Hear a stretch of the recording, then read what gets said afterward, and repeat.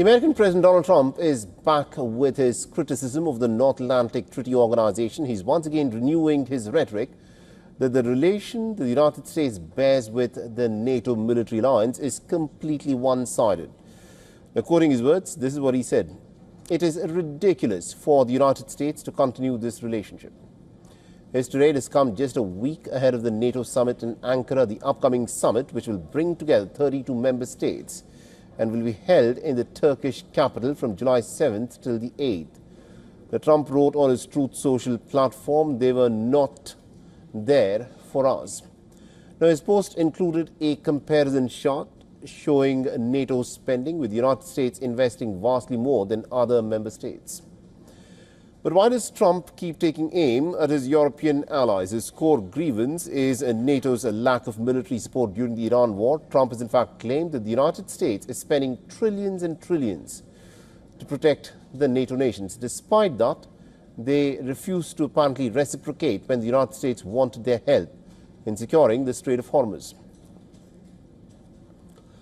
Trump has said that it's the United States that foots the security bill and Europe that reaps the benefits. In his words, without the United States, NATO is just a paper tiger, incapable of fending for itself. Trump has demanded allies should spend at least about 5% of the GDP on defense and has threatened repercussions if they fail to do so. Trump's message has been pretty clear: to get the goodies from the United States, Europe must pay. This first emerged in September when the US introduced a new mechanism to arm Ukraine using NATO-funded purchases from its own stockpiles. Trump has repeatedly called for the war in Ukraine to halt. Well, when it comes to the defense of Ukraine, the US is still indispensable.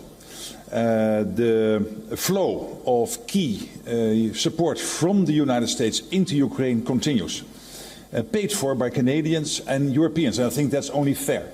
This is this famous Pearl program. And these are, for example, the interceptors for the Patriot systems protecting the critical infrastructure in Ukraine. And now Europe is taking notes. German Chancellor Friedrich Merz has said that Europe needed to take greater responsibility for its own defense and must keep the transatlantic alliance strong. He further pledged that Germany will sharply increase the military spending to meet NATO's defense targets. NATO must become more European so that it can remain transatlantic. I think that's a very apt way of putting it. In recent years, we have done too little for our own security. We are now making up for that.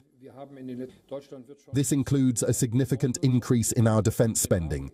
Germany will reach the 3.5% target agreed in The Hague last year by 2029.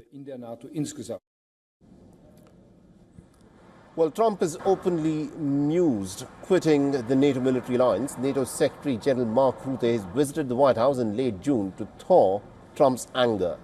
All eyes now remain on Ankara, where Trump will be the first president to visit Turkey since 2009 after former President Barack Obama. For all the latest news, download the WION app and subscribe to our YouTube channel.